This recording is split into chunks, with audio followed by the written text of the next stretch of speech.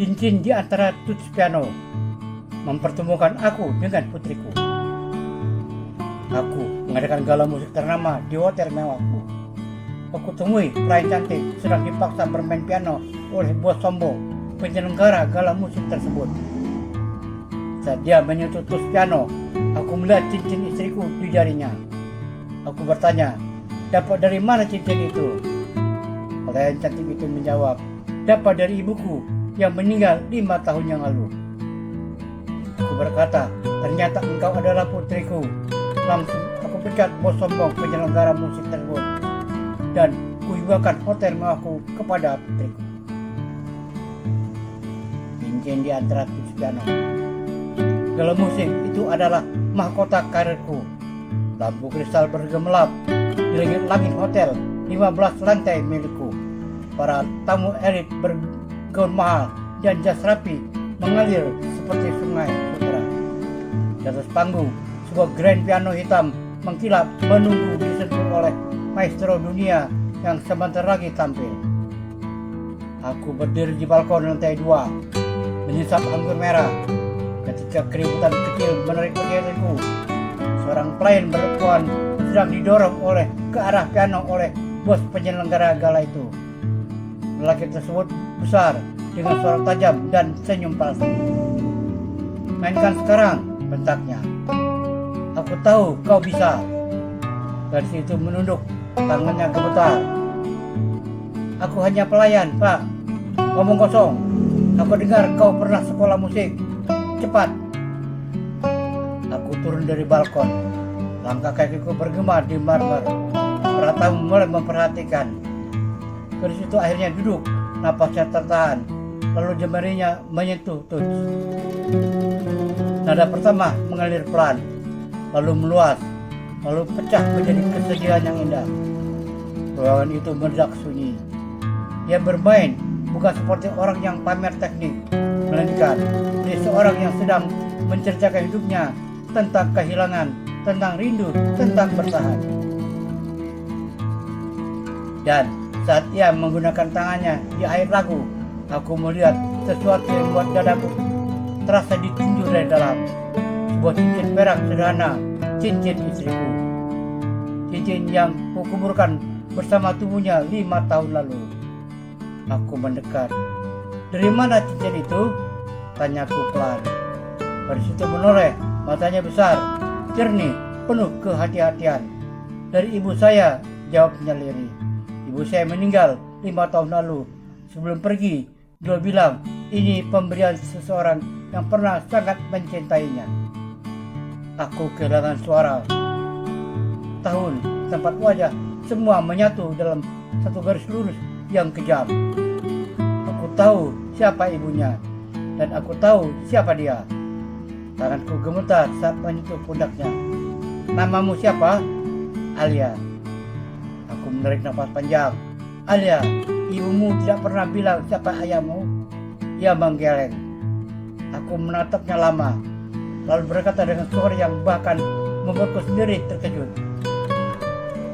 Karena ibumu ingin melindungimu dari pria pengecut yang dulu memilih karir daripada keluarga.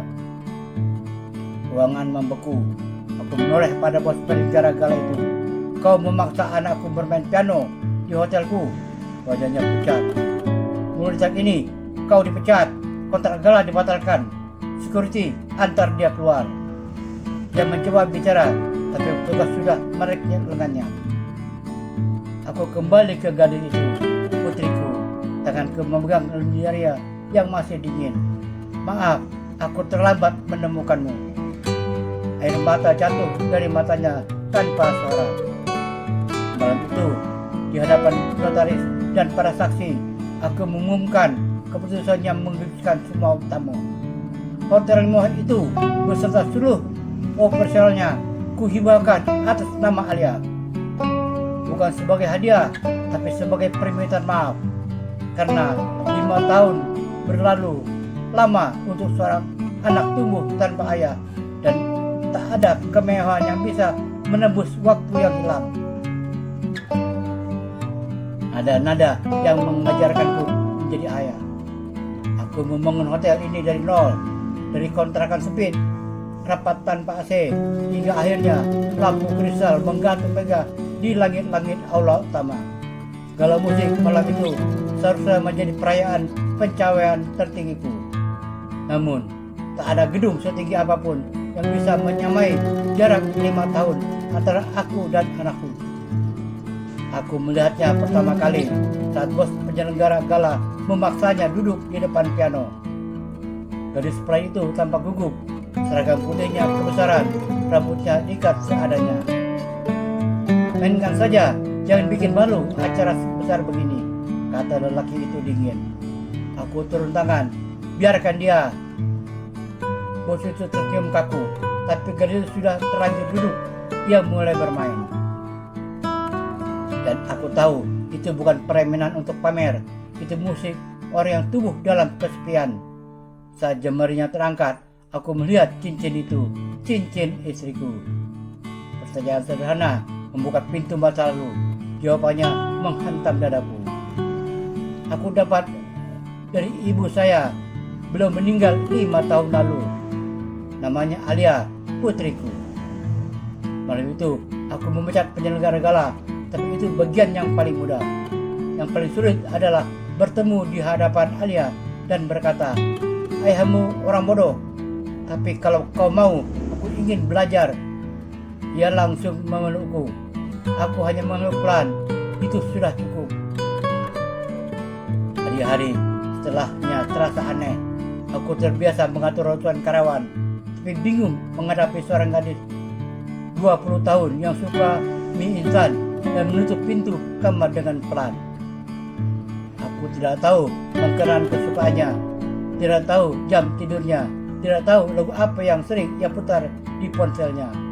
Aku mulai dari hal-hal kecil, mengajaknya sarapan, menunggu di lobi hotel saat ia pulang kerja, membelikan piano bekas karena ia bilang suara piano lama membuatnya merasa dekat dengan ibunya.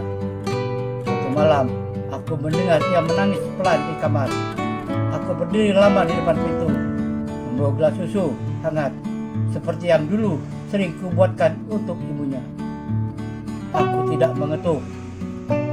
Aku hanya meletakkan di depan pintu. Keesokan paginya, gelas itu kosong dan ada secari kertas kecil. "Terima kasih ya." Setukar itu membuatku duduk lama di sofa.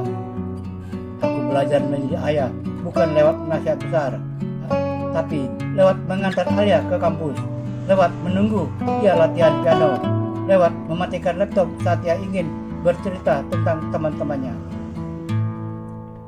Suatu hari ia bertanya, "Kenapa ayah dulu pergi?" Aku menjawab jujur, "Karena ayah pikir uang bisa menggantikan kehadiran." Ternyata tidak. Ia diam lama, lalu berkata, "Yang penting ayah pulang." Tahun kemudian, Alia tampil dalam konser kecil di aula hotel. Bukan gala mewah, hanya khusus sederhana dan lampu kuning hangat. Aku duduk di baris depan. Saat ia selesai bermain, ia menatapku dan tersenyum. Di jarinya cincin ibunya, di matanya sesuatu yang baru rasa aman. Aku tepuk tangan paling keras, bukan karena ia bermain sempurna, tapi karena untuk pertama kalinya dalam hidup, aku tidak lagi hanya pemilik gedung tinggi. Aku seorang ayah yang masih belajar, tapi tidak lagi pergi. 5 tahun kemudian, aku pensiun di usia yang orang-orang sebut terlalu dini. Direktur baru menjalankan hotel dengan baik. Aku tidak lagi memeriksa laporan keuangan tiap pagi. Das mahal tergantung rapi di lemari, jarang tersentuh.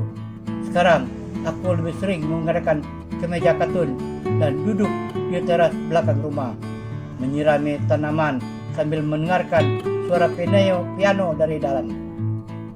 Alia berlatih, dia kini pianis profesional, bukan artis sensasional, bukan wajah iklan di mana-mana, tapi namanya mulai dikenal di lingkaran musik klasik. Ia tampil di aula kecil, festival budaya, sesekali kembali ke hotel kami, bukan sebagai pewaris, melainkan sebagai pengisi acara. Kadang aku ikut menemaninya tur singkat ke kota-kota lain. Aku duduk di kursi penonton, membawa termos teh hangat dan bertepuk tangan seperti ayah biasa. Ia selalu mencari wajahku di kerumunan dan aku selalu mengangkat jempol. Sore, kami duduk di taman hotel. Alia membuka kotak kecil dan menyerahkan cincin perak itu padaku. Ini milik ayah, katanya. Aku menggeleng. Tidak, itu milikmu. Milik ibumu dan sekarang milikmu. Dia tersenyum lalu menyelipkan kembali ke jari. Kami diam cukup lama, burung-burung hinggap di pohon kemboja yang dulu kami tanam bersama. Ayah menyesal tidak hadir di awal hidupmu, kataku akhirnya. Ayah menoleh, tapi ayah hadir sekarang. Kalimat itu menghapus 5 tahun penyesalan lebih cepat dari ribuan rapat bisnis yang pernah kupimpin. Malamnya, sebelum tidur, Alia memainkan satu lagu pendek, bukan lagu konser, hanya melodi sederhana. Aku berdiri di ambang pintu mendengarkan, dan untuk pertama kalinya sejak lama, aku tidak merasa kehilangan apapun. Aku kehilangan masa lalu, tapi aku mendapatkan masa depan. Aku pernah menjadi lelaki yang mengejar gedung tinggi. Sekarang, aku hanya ayah yang menunggu anaknya selesai latihan piano. Dan anehnya, itulah pencapaian terbesarku. Malam itu, setelah latihan selesai, Alia menutup piano perlahan, seperti menirukan seorang yang dicintai. Aku berjalan ke tengah aula kosong, tempat dulu lampu risa bersinar untuk para tamu penting. Kini hanya ada gema langkah kami berdua. Tanganku meraih sekelar utama. Satu persatu lampu padam, menyisakan cahaya kecil dari lorong. Alia menggenggam denganku. Kami keluar tanpa bicara. Di belakang kami, aula kembali sunyi. Bukan sunyi kesepian, tapi sunyi yang penuh pulau. Kunci kantor. Pagi itu, aku menyerahkan kunci ruang direktur kepada manajer baru. Tidak ada upacara, tidak ada pidato, hanya jabat tangan singkat. Saat keluar, aku berhenti sejenak di depan pintu kaca yang dulu selalu kubuka dengan tergesa. Kini, aku melangkah pelan di lobi. Alia sedang menunggu, membawa tas tote baloknya. Aku meraih tangannya untuk pertama kalinya. Aku meninggalkan gedung itu bukan sebagai pemilik, melainkan sebagai ayah yang pulang bersama anaknya.